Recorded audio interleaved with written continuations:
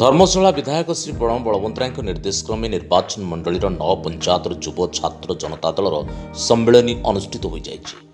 रामबा पंचायत क्षेत्रपालिनी पड़िया आयोजित समावेश में मुख्य अतिथि भाव ब्लॉक अध्यक्ष अरुण कुमार राउत, ब्लॉक युव बीजेडी सभापति मनोज कुमार राउत, पर्यवेक्षक विश्व प्रताप साहू, रामबा पंचायत युव बीजेडी छात्र सभापति सुभाष चंद्र खुंटिया, समिति सभ्या संध्याराणी पंडा, धर्मशाला ब्लॉक युव बीजेडी सभापति खितेश नायक जोगदे ओडिशा रे युव छात्र मानक पई मुख्यमंत्री नवीन पट्टनायक करथिबा योजना संपर्क में आलोचना करथिले।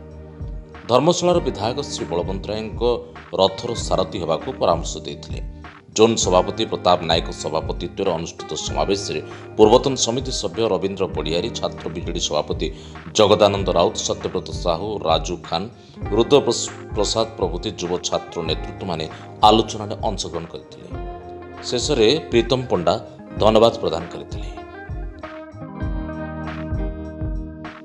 रसलपुर आलोक रिपोर्ट, जाजपुर न्यूज।